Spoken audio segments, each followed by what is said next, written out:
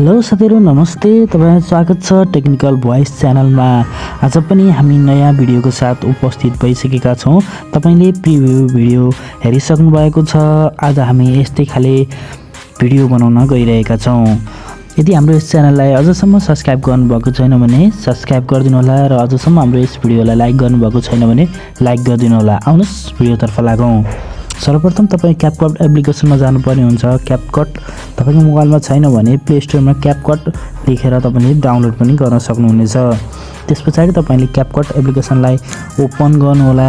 Open गरिसकेपछि तपाईकोमा त्यो प्रकारको इन्टरफेस खुल्नेछ र न्यू प्रोजेक्टमा जानु होला। न्यू प्रोजेक्टमा गइसकेपछि आज हामीले बनाउन गइरहेको भिडियोमा टोटल 10 वटा फोटोको आवश्यकता पर्दछ। अहिले तपाई भिडियोमा हुनुहुन्छ, यसपछि फोटोमा जानु होला र तपाईले 10 वटा फोटो चुज गर्नुपर्ने हुन्छ। 10 वटा फोटोलाई तपाईले चुज गर्नु होला। त्यसपछि एडको बटनमा टच गर्नु होला। एड गरिसकेपछि तपाईकोमा यस्तो प्रकारको इन्टरफेस आउनेछ। त्यसपछि तपाईले तलपट्टिलाई स्क्रोल गर्नु होला। त्यसपछि चाहिँ तपाईले यहाँ फर्म्याट भनेर देख्न सक्नुहुन्छ। फर्म्याटमा टच गर्नु होला। त्यसपछि 16:9 भन्ने रेशियो रहेको छ। यो रेशियोलाई टच गर्नु होला। त्यसपछि तपाईले यो एरोबाट बाहिर आउनु होला। त्यसपछि तपाईले फोटोलाई रोटेट गर्नुपर्ने हुन्छ। त्यसको लागि तपाईले फोटोलाई टच गर्नु होला। त्यसपछि यहाँ तलपट्टि स्क्रोल गर्नु होला। यहाँ विभिन्न अप्सनहरु रहेका हुन्छन्। एडिट भन्ने अप्सनलाई टच गर्नु होला र यो रोटेटलाई टच गर्नु होला। त्यसपछि अर्को फोटोलाई यही टाइममा टच गर्नु होला र रोटेट गर्नु होला। त्यसपछि अर्को फोटोलाई फेरि टच गर्नु होला र फेरि यसलाई पनि रोटेट गर्नु होला। त्यसैगरी अर्को फोटोलाई त्यही टाइममा टच गर्नु होला, रोटेट गर्नु होला। त्यसपछि अर्को फोटोलाई टच गरेर रोटेट गर्नु होला। त्यसरी नै सबै फोटोलाई रोटेट गर्नु होला। सबै फोटोलाई रोटेट गरिसकेपछि तपाई सुरुको अप्सनमा आउनु होला र तपाईको यो स्क्रिनमा फोटोलाई जुम गर्नु होला। तपाईको फोटोमा मिलिरहेको हुन्न, त्यसलाई जुम गर्नु होला। कुनै फोटोहरु मिलिरहेका हुँदैनन्, यो फोटो मिलिरहेको छैन, यसलाई हल्का जुम गर्नु होला। जुन फोटो तपाईको स्क्रिनमा फिट छैन त्यो फोटोलाई स्क्रिनमा जुम गरेर तपाईले फिट गर्न सक्नुहुनेछ। जुन फोटो स्क्रिनमा फिट छैन तपाईले जुम गरेर फिट गर्नु होला। फिट गरिसकेपछि तपाईको लास्टमा यो वाटरमार्क रहेको छ CapCut एप्लिकेसनको, यसलाई चाहिँ डिलिट गर्नु होला। त्यसपछि तपाईले ड्युरेसन राख्नुपर्ने हुन्छ फोटोमा। त्यसको लागि पहिलो फोटोलाई टच गर्नु होला र यसको ड्युरेसन चाहिँ तपाईले 4.0 राख्नुपर्ने हुन्छ। यसलाई हल्का बढाउनु पर्ने हुन्छ।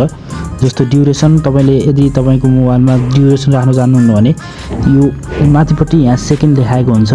पहिलो फोटोलाई 4.0 राख्नु होला यो सेकेन्ड देखाएबाट हेरेर र दोस्रो फोटोलाई चाहिँ 0.2 राख्नु होला। त्यसको लागि चाहिँ 0.2 खासै देखिदैन, यसलाई जुम गर्नु होला। तपाईले भिडियोलाई जसरी जुम गर्नुहुन्छ त्यसरी नै यो तलपट्टिको फोटोहरुलाई जुम गर्नु होला र यसलाई घटाउनु पर्ने भएको छ, यसलाई चाहिँ घटाउनु होला।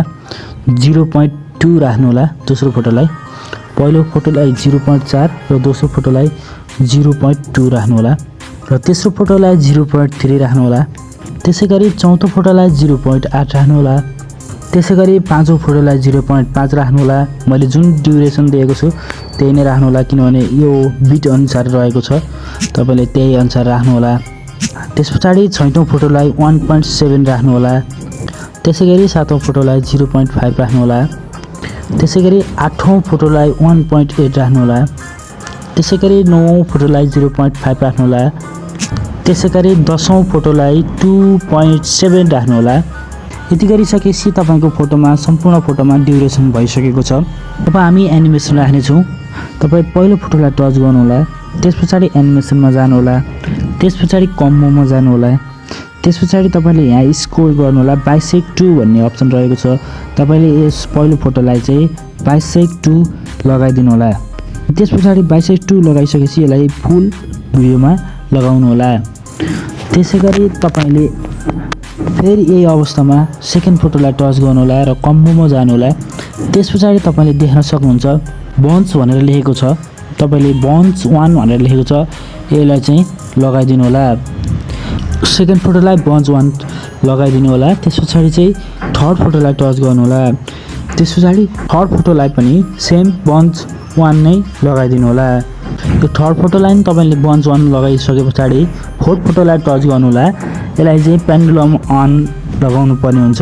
एनिमेसनमा जानु होला र कम्बोमा जानु होला त्यस पछाडि पेन्डुलम भनेर लेखेको छ त्यसलाई चाहिँ टच गरिदिनु होला। त्यस पछाडि बाँकी रहेका सम्पूर्ण फोटोलाई पनि पेन्डुलम 1 नै लगाउनु होला। अर्कोलाई टच गर्नु होला। यही टाइममा चाहिँ सबलाई पेन्डुलम 1 लगाउनु होला। त्यस पछाडि अर्को फोटोलाई टच गरेर सम्पूर्ण फोटोलाई चाहिँ पेन्डुलम 1 लगाउनु होला। मैले सबै फोटोलाई पेन्डुलम 1 लगाइसकेको छु। सम्पूर्ण फोटोलाई एनिमेसन लगाइसके पछाडि यो राइटको अप्सनलाई राइट लगाउनु होला। त्यस पछाडि यो ब्याकको अप्सनलाई ब्याक गर्नु होला। फेरि एकचोटि ब्याक गर्नु होला।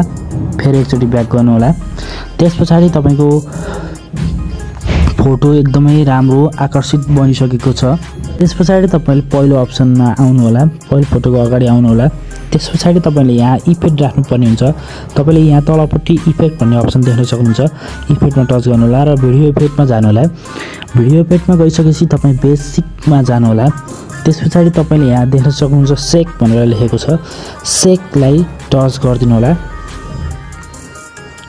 सेकलाई टच गरिदिनु होला र यसलाई चाहिँ राइट लगाइदिनु होला र यो भिडियो जत्रो छ त्यत्रै आकारमा यो बनाइदिनु होला। त्यस पछाडि तपाईले 3टा फोटो छोड्नुपर्ने हुन्छ। एउटा, दुईटा, 3टा र चौथो नम्बर फोटोमा जानु होला। 5औं नम्बरको फोटोमा चाहिँ आउनु होला र त्यसको सुरुमा आउनु होला र भिडियो इफेक्टमा आउनु होला। त्यस पछाडि चाहिँ पार्टीमा जानु होला।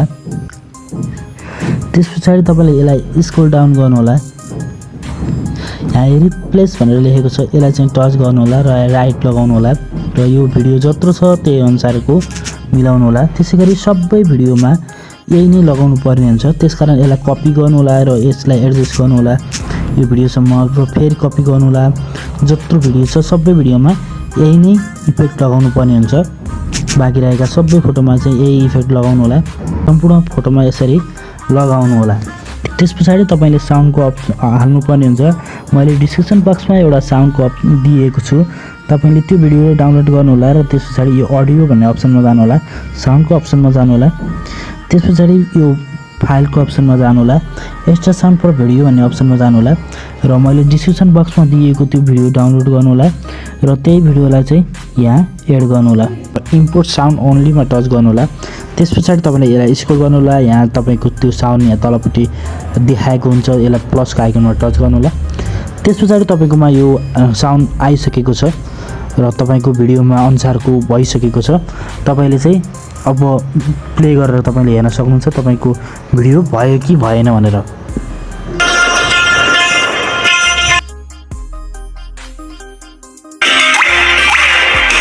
देख्न सक्नुहुन्छ यति राम्रो तरिकाले भिडियो बनिसकेको छ।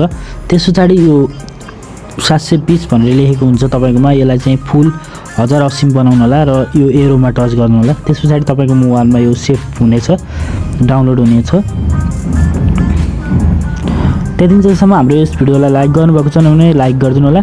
हाम्रो यस च्यानललाई सब्स्क्राइब गर्नुभएको छैन भने सब्स्क्राइब पनि गरिदिनु होला र एउटा कमेन्ट गर्नु होला। के बुझ्नु भएन, कुन कुरा बुझ्नु भएको छैन त्यो कमेन्ट गरिदिनु होला। त्यस पछाडि यसलाई डन गर्नु होला।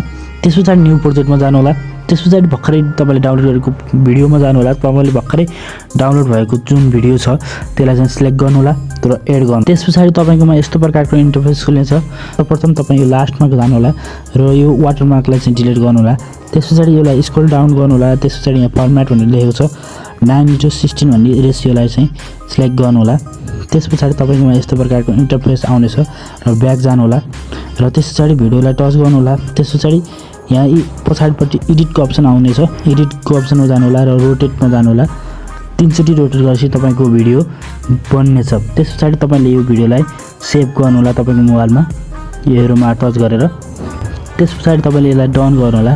त्यस पछाडि तपाईको भिडियो राम्रो तरिकाले बनिसकेको छ। तपाईलाई आजको यस भिडियो कस्तो लाग्यो सुझाव सल्लाह प्रतिक्रिया दिन नभुल्नु होला र आगामी दिनमा हामी यस्तै भिडियोको साथ उपस्थित हुनेछौँ। त्यतिन्जेलको लागि बिदा दिनुहोस्। नमस्ते। तपाईको दिन शुभ होस्। जय नेपाल।